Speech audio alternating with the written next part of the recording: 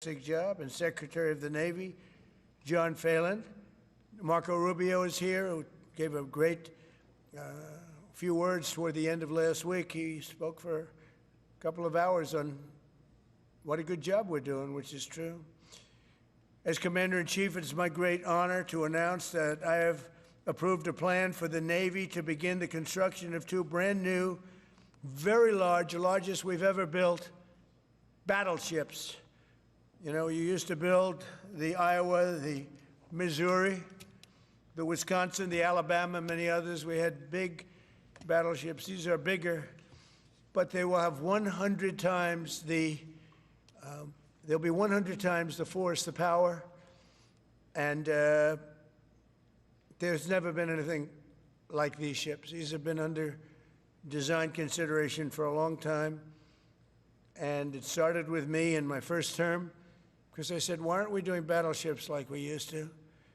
And these are the best in the world. They'll be the fastest, the biggest, and by far 100 times more powerful than any battleship ever built. So if you look at the Iowa, the Missouri, Wisconsin, Alabama, and others, but they were similar in size, some a little bit bigger than the others, but if you take the biggest one, it's 100 times more powerful. They're longer by a little bit, but and they're bigger ships, but they hold much more. They use the word lethality. Battleships are the largest, sturdiest, and most heavily armed vessel built specifically for naval combat. While America has built many new warships over the years, they've tended to be smaller and much smaller, and not conducive to where we are and where we're going, and peace through strength. But including, we've been building aircraft carriers. We're going to be upping that also. We're going to be going to a superior aircraft. We have the Ford class. We're going to be upping that to a different class of aircraft carrier. And we haven't built a battleship since 1994. These cutting-edge vessels will be some of the most lethal surface warfare ships. They will be actually the most ever built other than our submarines. We have submarines which will have, in many ways, even more lethality, and we have many of them under construction. Each one of these will be the largest battleship in the history of our country, the largest battleship in the history of the world ever built. And again, it's 100 times more powerful than the previous Iowa class, it's called. Those are the big ones that you'd see on a show. Victory at Sea. I don't know if anyone's seen Victory at Sea, but it was a classic. They'll help maintain American military supremacy, revive the American shipbuilding industry, and inspire fear in America's enemies all over the world. We want respect. We're going to have it. We already have it. We're more respected now than we ever were. A year and a half ago, they laughed at us. Now they respect us again at levels that they've never respected us. We envision that these two ships, we're talking about 10, but we're going to start with 2, and we're going to quickly morph into 10. And ultimately, we think it's going to be anywhere from 20 to 25 of these. But we're starting with the first 2 immediately, and we're going to then be very quickly involved with, I think, we're going to do another 8.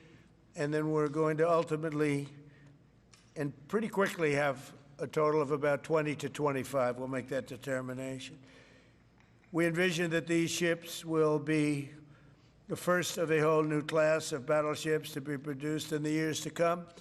From Theodore Roosevelt, the Great White Fleet, you remember that, the Great White Fleet, to the legendary USS Missouri, whose massive guns helped win World War II. America's battleships have always been unmistakable symbols of national power. We stopped making them for whatever reason, I don't know. And I want to congratulate John Phelan, who is your Secretary of the Navy. He came to me the first day we met. He talked about battleships, and I said, you're absolutely on the right track. He said, why are we doing other things? We have missiles, which are much more expensive. By the way, these battleships have tremendous numbers of missiles, but they also have guns And in many ways, guns can do the trick just as well as missiles at a tiny fraction of the cost. Once completed, these new 30 to 40,000 ton plus vessels will be the flagships of the American naval fleet, and there has never been anything built like them. And I just want to, be very clear that we're building them here. We're working with others, but we're building them here. We have great Navy yards.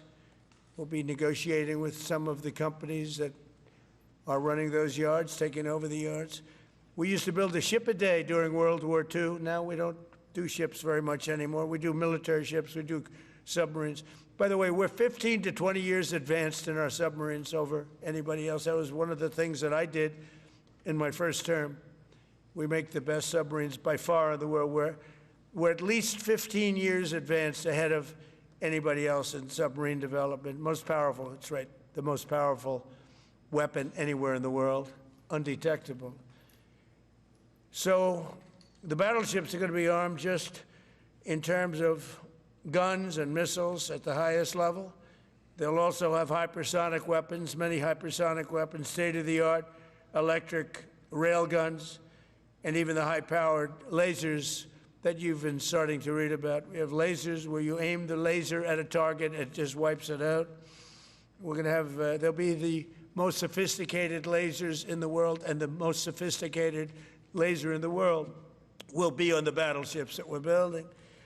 They'll also carry the nuclear armed, sea-launched cruise missiles currently under development, which will be instituted pretty quickly, but they're under development, and they've proven to be extremely lethal. The U.S. Navy will lead the design of these ships along with me, because I'm a very aesthetic person, alongside our partners in American industry, and we're going to have Pete Hegseth and Marco and a lot of very talented people involved, but a lot of it's already been done. We've been doing this for months. The construction will create thousands of American jobs. We're going to have the jobs be created. I mean, already we have factories being built unrelated to this, although AI will be a big factor when it comes to these ships. They'll be very AI controlled. Today's announcement is yet another step in our mission to make the United States Navy stronger than ever before. Again, when you talk about 100 times the power of these massive ships that we had years ago, it's pretty amazing. And next week, I'm going to meet with the defense prime contractors. I'm going to meet with them here, Florida. And we're going to be talking about production schedules because they're too slow. We have many countries, allies, that are wanting to buy. We make the greatest equipment in the world, by far. Nobody's even close, but they don't produce them fast enough. So we're going to be meeting with them to talk about the production schedules. We're going to have strong production schedules. And the only way they're going to be able to do that is to build new plants. Even with the F-35, we have many people who want the F-35 fighter jet, and it takes too long to deliver them to allies or to ourselves.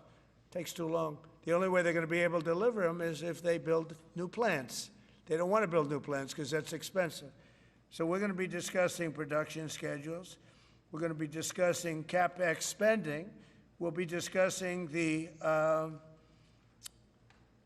pay to executives where they're making $45 and $50 million a year and not being able to build quickly. They're going to make that kind of money. They have to build quickly. Again, we make the best equipment in the world, but they don't make them fast enough. And we're going to be also discussing dividends. We want the dividends to go into the creation of production facilities. So we'll be talking about all CapEx, dividends, and the pay. We're also going to be talking about buybacks. They spend so much money on buybacks. They want to buy back their stock. I don't want them to buy back their stock. I want them to put the money in plant and equipment so they can build these planes fast, rapidly, like immediately. I mean, I have sold more planes than any president by far, times probably 20. So every time I go someplace, I sell 100 planes. That includes commercial planes, Boeings, et cetera, but it also includes fighter jets. And I'm always having to say 5 years, 6 years, 7 years. Helicopters, Apache helicopters, many years. India bought them. They want to get them. They don't want to wait a long time. So we don't want to have executives making $50 million a year, issuing big dividends to everybody, and also doing buybacks. And then they say, well, we don't have the money to build the plant. They got to build plants. Plants to make F-35s, plants to make helicopters, plants to make the F-47 new jet. And that's it. And that's what I'm going to be talking to them about. They're going to start spending money on building airplanes and ships and the things that we need, not in 10 years and 15 years. We need them now. And we're strong about it. Last week, the Navy announced a brand new class of frigate, and they're going to be working with the South Korean company. Hanwha, a good company, recently agreed to invest $5 billion in Philadelphia Naval Shipyard. We're opening up the Philadelphia Shipyard, once a great yard. Now it was a long time ago decommissioned, but now it's reopening, working with the Navy and working with private companies. The record-setting defense bill I signed last week authorized $26 billion to build new ships, including destroyers and various others. We already have a lot of submarines, as you know, under construction. We're building a lot of submarines. I tell you, to be exact, we have right now 15 submarines under construction or ready to start. And we have, again, the greatest submarine in the world with our technology, like they talk about chips. Well, I would say submarines are a bigger deal than chips. We're at least 15 years ahead of any other competitor. China, Russia, nobody can come close. We're also building right now 3 large aircraft carriers in addition to the ones we have. And we have, actually, interestingly, we have a lot of submarines. How many submarines do we have now altogether, approximately? Huh? What? Over 30. We have over 30. But these are the super-duper subs, and there's nothing like them. So we're going to be doing from 12 to 15 brand-new submarines. We have a couple of other things going on. We'll be building other elements of Navy. We'll be fixing up headquarters. We'll be fixing up places for our great sailors to live. And we're going to be working very hard with companies, but we're also going to be penalizing companies that aren't doing a good job. For instance, when they built the Ford, Gerald Ford, the cost overruns were ridiculous. That was done in Norfolk, Virginia. We're going to be talking about that with that company. The cost overruns were out of control. In World War II, the United States built upwards of 4 ships per day. Can you believe it? 4 ships a day, on average. And now there weren't all big warships, but there were ships, freighters, tankers. And it's a tragedy that we allowed this incredible capability to just go astray. We don't do that much anymore. We do build our warships, but that's about it. But that's a lot. We're going to restore America as a major shipbuilding power. We're going to ensure the USA is the most powerful fleet anywhere in the world, and long into the future, with battleships helping lead the way, and the submarines that, again, nobody competes with us on submarines. So I just want to thank everybody, and I'd like to ask Secretary Hegseth to say a few words, followed by the Secretary, but if you would, Secretary of the Navy. But Pete's doing a fantastic job. By the way, we have drugs are down 96.2% coming into the United States.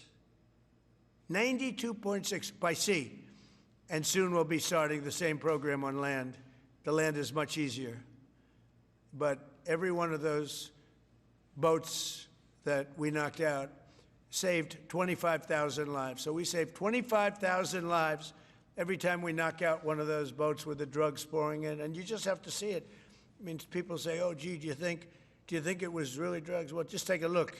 Bags all over the place. That's not fishing equipment. There's no fishing rods on those boats. They move fast. When you see a boat with 4 engines or 5 engines on, going 40, 50 miles an hour, well, they get hit. We save 25,000 lives every single time we knock out a boat. and it's over 96% stopped by sea. We're trying to figure out who the other 4% are, frankly.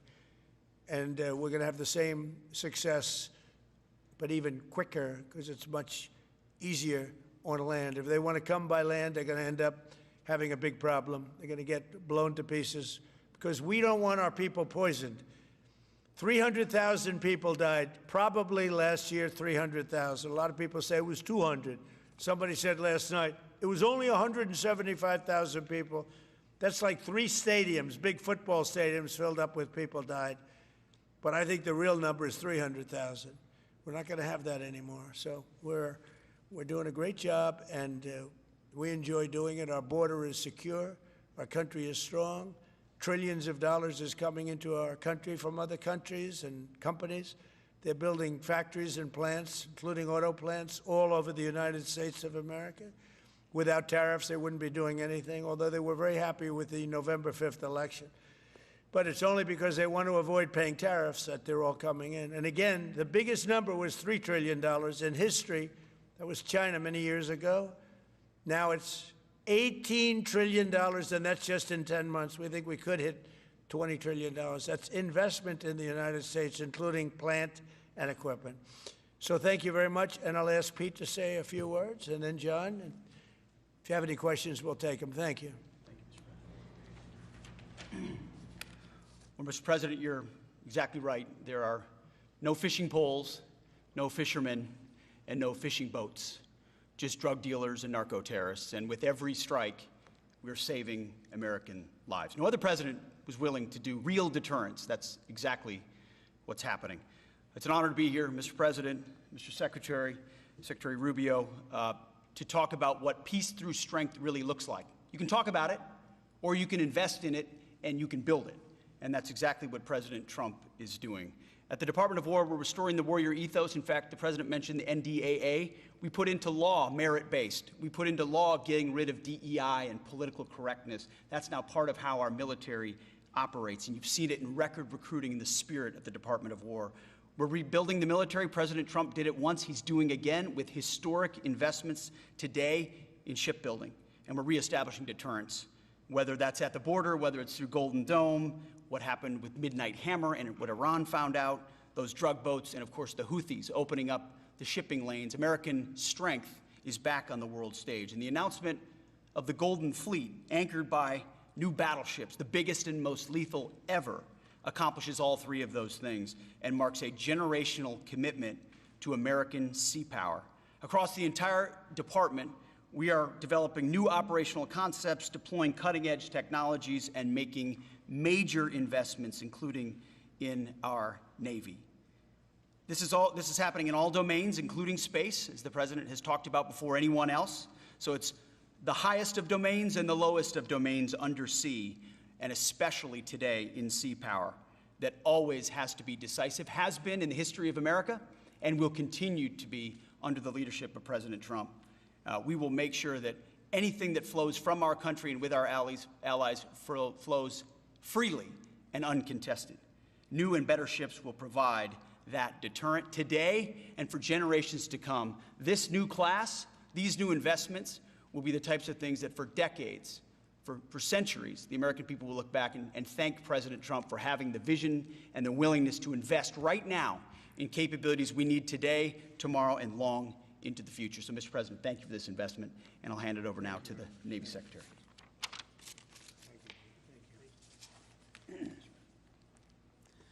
Mr. President, Secretary Hegseth, Secretary Rubio, thank you for being here on a very consequential day. From my very first conversation with President Trump about serving as a Secretary of the Navy, he's talked about the great Iowa-class battleship and why America doesn't build ships anymore with that kind of offensive firepower that takes the fight to the enemy. During my time in the job, I've talked extensively with our combatant commanders, like Admiral Paparo and Admiral Cooper, and our CNO, Admiral Cottle.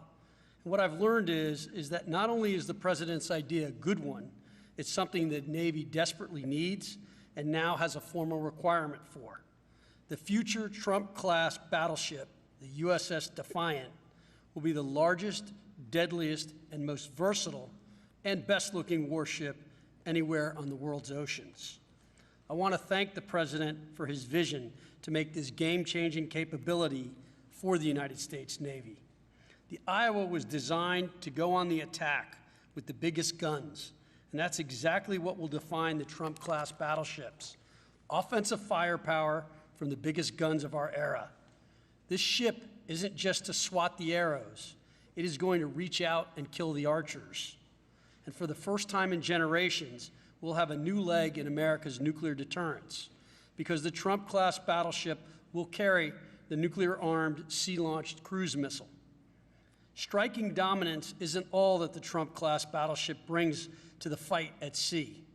It has the size and capacity to serve as a flagship for our fleet commanders so that they can command and control naval forces far out to sea. As shown in the series, and the President mentioned it, Victory at Sea, Admirals Bull Halsey and Raymond Spruance commanded the war in the Pacific from their battleship flagships during World War II. Now this new battleship will command everything from warships to drones and everything in between. We're going to make battle groups great again. And this is just one piece of the President's golden fleet that we're going to build with the investments he talked about. A new frigate, the right frigate, the one our warfighters have told us they need. More amphibious power for our Marines with new capabilities like the medium landing ship.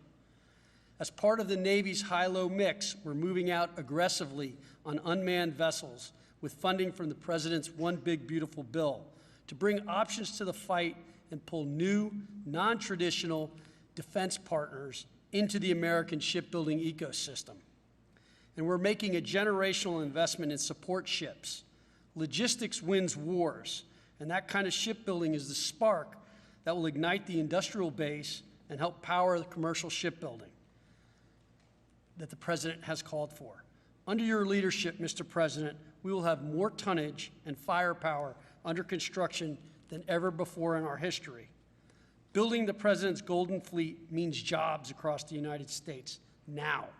There'll be work for shipyards everywhere, from Philadelphia to San Diego, from Maine to Mississippi, from the Great Lakes to the Gulf Coast, and for manufacturers that will build components for this battleship in every state. The President has been clear. We must bring back our American maritime industrial might. And he has told me many times that as Secretary of the Navy, it is my job to equip our sailors to win the fight at sea with the finest ships in our history. To conclude, the USS Defiant battleship will inspire awe and reverence for the American flag whenever it pulls into a foreign port. It will be a source of pride for every American when it brings home our brave sailors who will sail defiant, raise their fists, and say, "We are peace through strength." And our adversaries will know when the Trump-class USS Defiant appears on the horizon, American victory at sea is inevitable. Thank you, Mr. President. Now, when a conflict arises, you are going to ask not one, but two questions. Where are the carriers, and where are the battleships? Thank you. Thank you very much. Thank you. I just want to mention that John Phelan is one of the most successful businessmen in the country, in our country. It's been a tremendous success, and he wanted to do this, and for nothing. He's taken probably the largest salary cut in history, but he wanted to do it. He wants to rebuild our Navy, and you needed that kind of a brain to do it properly. So I just wanted to give you a little information on him, which is probably enough. But one of the most successful men in the country, and he's that because he understands it, and he understands finance in addition to what we're talking about. Somebody who's doing a fantastic job is Marco Rubio, Secretary of State. And Marco, maybe say a few words, and then we'll answer some questions. Thank you. Thank you, Mr. President. And I don't have much to add. This is a phenomenal presentation. Thank you, Mr. President. This is American industrial power returning. This is the ability, once again, to rebuild, to have industry in the United States. This is generational in the change, not just in terms of applying American war power, increasing our ability to protect the seas. The U.S. Navy is the single biggest source of peace in the world of all of our forces because it gives us a global footprint. but it rebuilds American industrial capacity. The ability to make things again in our country has been critical to what the President's agenda has been all about, and this is a tangible reminder of it. And I know the country's grateful for it, and generations of Americans will be grateful for it. So thank you. Thank you, Marco. By the way, I think I'd just like to point out that these ships are made of steel as opposed to aluminum. It's a big difference, as you know. Battleships, the great battleships, had 6- and 7-inch steel hulls, and these are going to be likewise made out of very powerful steel. Our steel industry is coming back very strongly, by the way. It's coming back at record numbers, and we're going to be using them for the steel, but as opposed to an aluminum side, which, in all fairness, is not the same. So, John, we're going with all steel, I understand, and that's going to be something that people are surprised. More expensive, but not even comparable in terms of the importance and the strength. Yeah, please. What's your timetable for these first two ships, and do you see them as a counter to China? We're going to start almost immediately, and we'll probably talk in about 2.5 years. And in terms of the mission, do you see it as a counter to China? It's a counter to everybody. It's not China. We get along great with China. I have a great relationship with President Xi, and not China. It's just everybody. You don't know who comes along. But we just wanted peace through strength. Hopefully we never have to use them, but there will never be anything built like these. Think of it, those battleships are incredible. These have 100 times the power.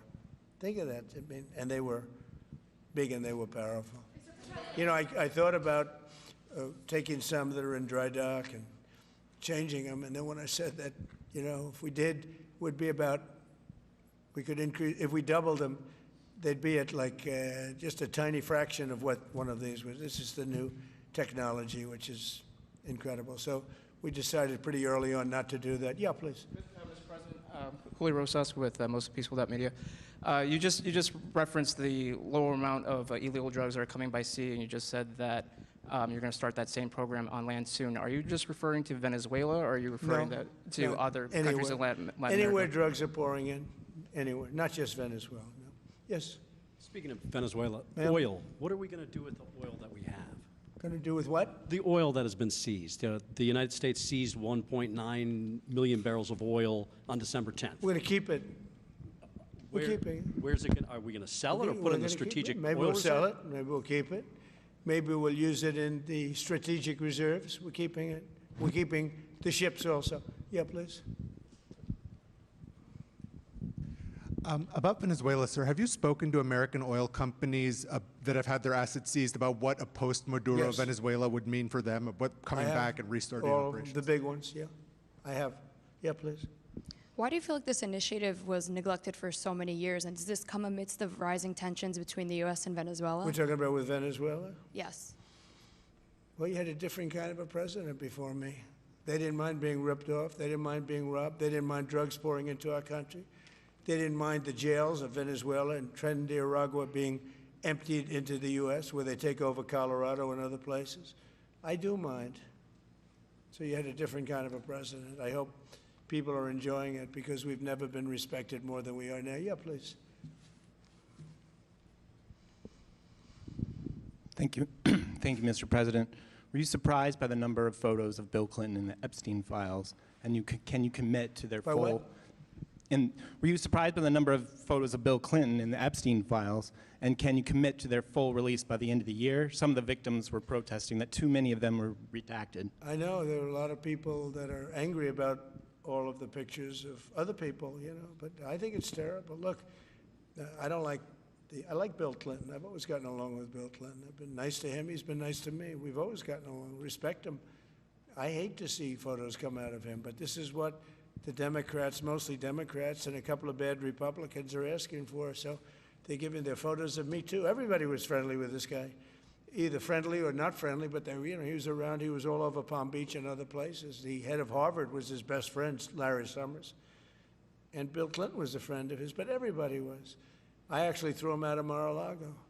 And as a person that was in Mar-a-Lago, I threw him out. Mar-a-Lago, this is Mar-a-Lago. It's the hottest place I think it's the hottest place in the world, but it's the hottest place in Florida. And everybody would come here. He'd come here. We actually threw him out. But no, I don't like the pictures of Bill Clinton being shown. I don't like the pictures of other people being shown. I think it's a terrible thing. I think Bill Clinton's a big boy. He can handle it. But you probably have pictures being exposed of other people that innocently met Jeffrey Epstein years ago, many years ago, and they're, highly respected bankers and lawyers and others, and they'll end up, because of guys like Massey, who's a real lowlife, whose polls are down to about 9%, by the way, in the great state of Kentucky. If you look at Kentucky, Kentucky is such a great place, but I don't know, they've got a couple of people on there that are very strange in terms of leadership, but Massey's a loser, and he likes it, and that he works with the Democrats. He's just being used by the Democrats, because what this whole thing is with Epstein is a way of trying to deflect from the tremendous success that the Republican Party has. Like, for instance, today we're building the biggest ships in the world, most powerful ships in the world, and they're asking me questions about Jeffrey Epstein. I thought that was finished. I believe they gave over 100,000 pages of documents, and there is tremendous backlash. It's an interesting question, because a lot of people are very angry that pictures are being released of other people that really had nothing to do with Epstein, but they're in a picture with him because he was at a party, and you ruin a reputation of somebody. So a lot of people are very angry that this continues. A lot of Republicans are angry because of the fact that it's just used to deflect against a tremendous success. Look, we have $18 trillion coming into our country. We have, I believe, we're going to have the most successful economy in history. We inherited a mess. Now prices are coming way down. Gasoline is less than $2 in some states, $1.99, $1.97, $1.95 a gallon. $1.95. Think of that. A gallon. Nobody ever thought they'd see that. They don't want to talk about that. They want to talk about Epstein. And the problem is a lot of Democrats are being caught up in the web, like Larry Summers. Larry Summers was the head of Harvard. He's now been forced to resign from every board he's on, and he was thrown off the Harvard board. Now, he was at Epstein's Island a lot. I wasn't. I never went there, by the way. But fortunately, it's nice. But I never went there. But a lot of people did go there.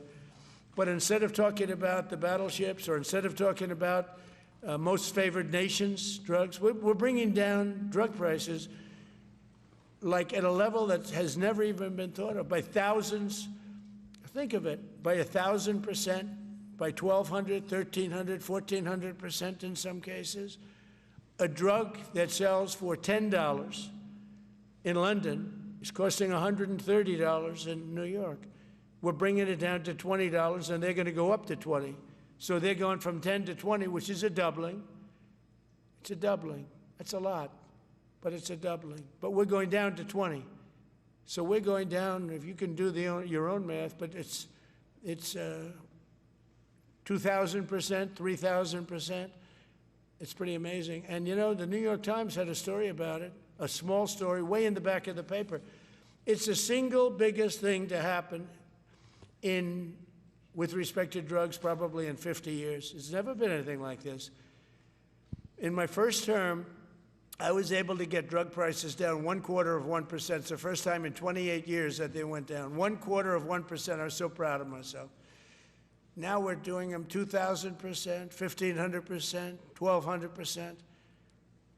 That pill that sold for $130 will now be selling, as an example, for $20, because the rest of the world took advantage of us. Without tariffs, I could have never done it.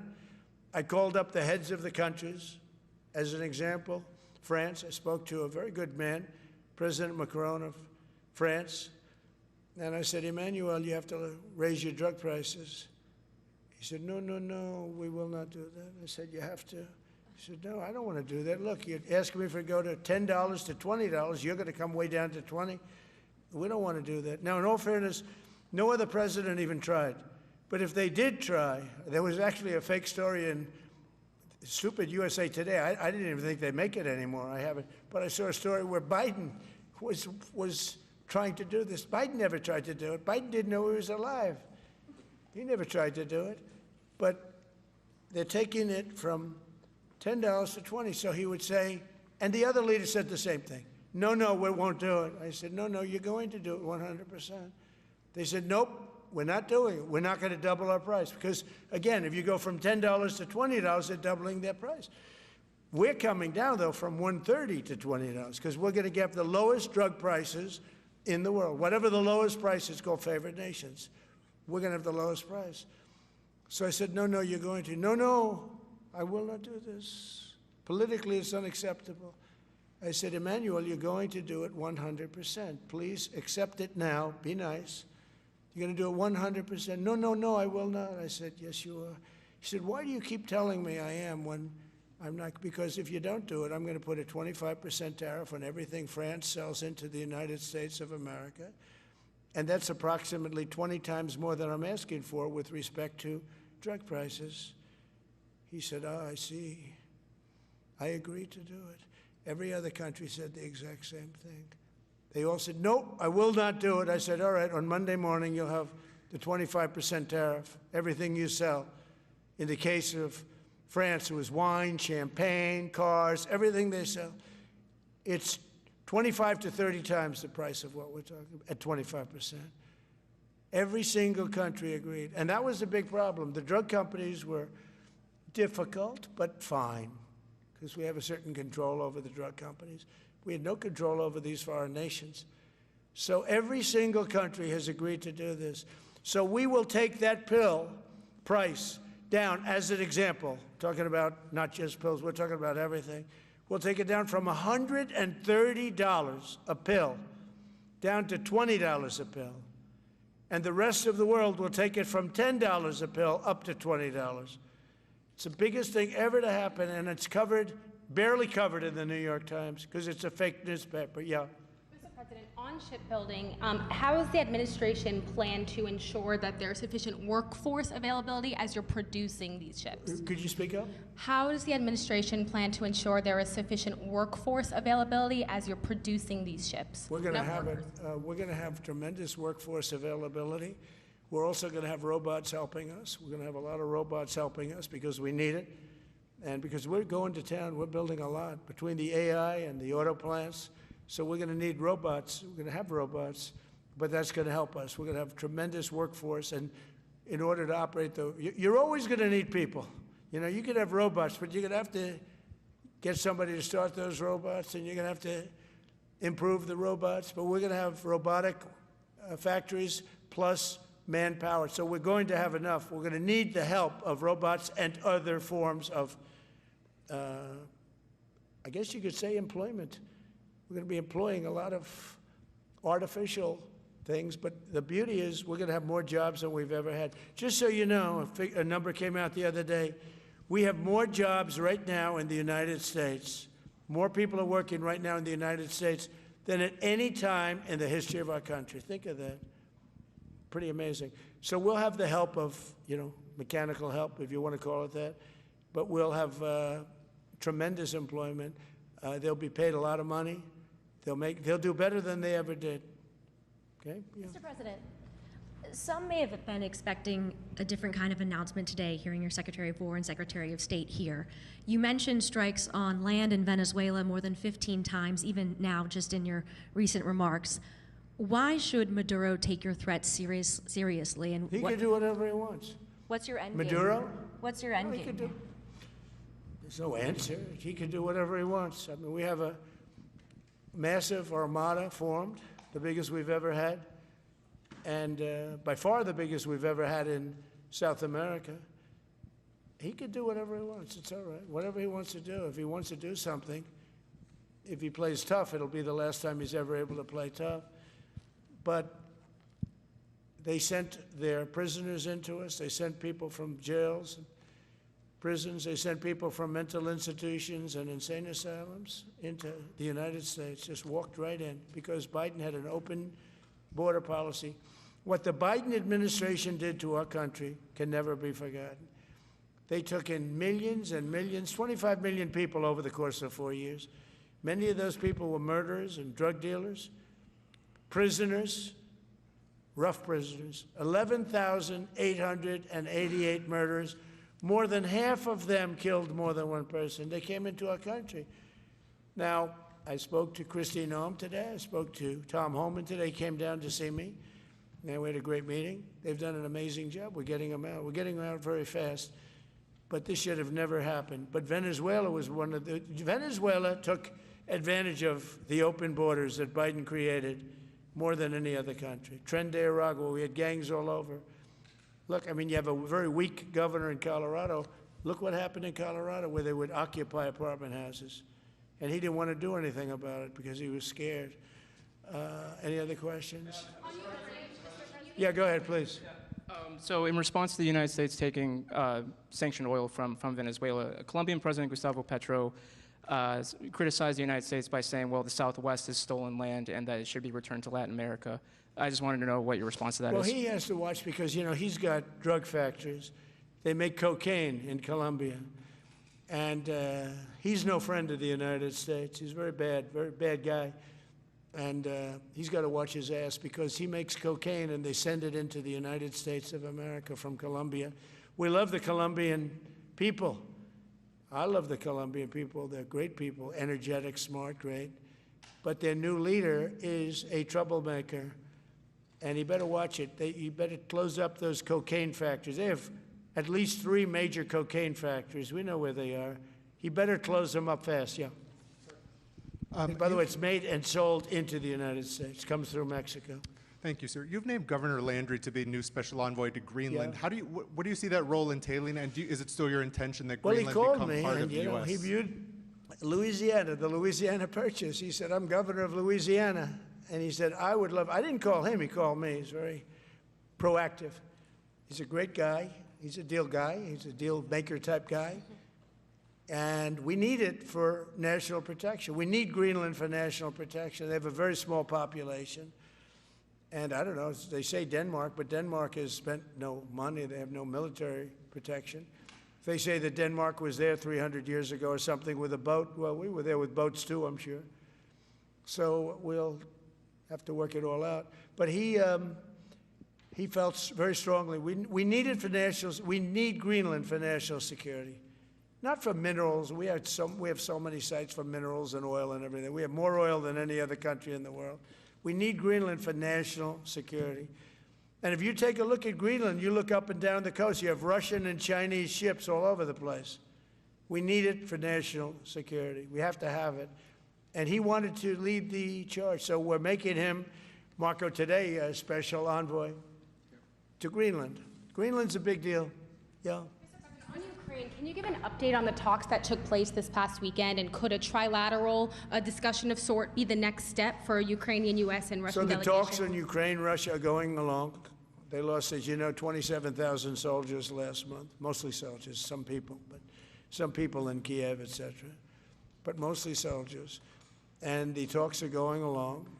And I say that, you know, there's tremendous hatred between these two leaders, between President Putin, President Zelensky, tremendous hatred, and I hope we can get it done. We are talking. Talks are going okay, but, you know, I've solved 8 wars, and Thailand is starting to shape up. You know, they started with Cambodia. They started up again, but I think, Marco, we have that in pretty good shape to have that stopped. So we stopped 8 wars, and I thought this would be in the middle of the pack, but maybe easy, but in the middle of the pack. But there's a lot of hatred between those two people, and when there's hatred, there's, you know. But we stopped one war 38 years, one war 35 years, one war was going on for 32 years. And we stopped, think of it, we stopped a potential nuclear war between Pakistan and India. And the head of Pakistan, highly respected general, he's a field marshal, and also the Prime Minister of Pakistan said, President Trump saved 10 million lives, maybe more, by getting that war. You know, 8 planes were shot down. That war was starting to rage. And he actually said the other day that President Trump saved 10 million lives, maybe more. So we solved all these wars. The only one I haven't solved yet is Russia, Ukraine. Are you still pushing for the Christmas date deadline with Russia and Ukraine? And have you spoken with Putin or Zelensky or plan to push the deal? I'll do whatever I have to do. I mean, I'd like to see it stop. Look, we don't lose any money on that war anymore. You know, Biden gave $350 billion, and who knows what happened to it. We now sell missiles, planes, all of the best military equipment. We sell it to NATO. we got NATO to go from 2% GDP to 5%. Nobody believed that to this day. Nobody's going to write that, but nobody believed it. And they take that money and they pay it to the United States for weapons. So we sell weapons to NATO. We sell full price. We sell weapons to NATO, and NATO takes those weapons and probably distributes them, but gives a lot of them to Ukraine. So we don't lose any money like we did with Biden. He was spending money like a fool. He was a fool. What he did to our country is so horrible. But he gave $350 billion between cash, gave a lot of cash, $350 between cash and weapons. You remember at the beginning of that whole thing, I gave them javelins. Javelins are the anti-tank busters. And President Obama at the time gave them sheets. I gave them javelins. They gave them sheets. But you know, the bottom line, it's time for, I think they're all tired of that war. Everyone's tired of that war. It's got to stop. Yeah, please. The U.S. was in active pursuit of a sanctioned oil tanker yesterday. Are you able to share what became of that tanker? Was the U.S. able to seize it? No, it's moving along, and we'll end up getting it. Yeah, we're actually pursuing it. Can you imagine? Because it came from the wrong location. It came out of Venezuela, and it was sanctioned. Yeah, please. Ultimate goal in Venezuela to force Maduro from power? Well, I think it probably would. I can't tell that. That's up to him, what he wants to do. I think it would be smart for him to do that. But again, we're going to find out. Look, Venezuela did terrible things to the United States. They sent hundreds of thousands of people, millions of people, into our open border. They sent their criminals. They sent their prisoners. They sent their drug dealers. They sent their mentally insane and incompetent people into our country more than any other country. Others did too. The Congo did. Others did too. And we just let them come right in because we were run by a stupid president. But you don't have a stupid president anymore. Mr. President, have you set up the meeting with the health care insurers just yet? And what are you hoping to get? How I'll are be you setting hoping it to up. lower I think we're costs? going to meet with the healthcare insurers, the insurance companies.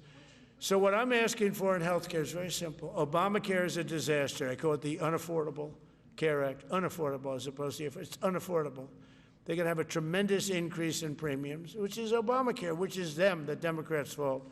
They'll try and blame Republicans. It has nothing to do with us. It's the Democrats' fault. What I want to do is we spend hundreds of billions of dollars a year that go to insurance companies.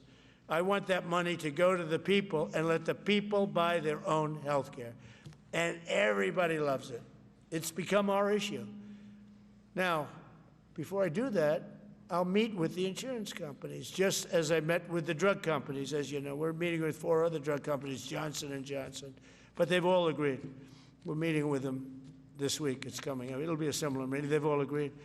But nobody would have thought the drug companies were going to do what they did, where they're giving away free drugs. They've been so great, okay?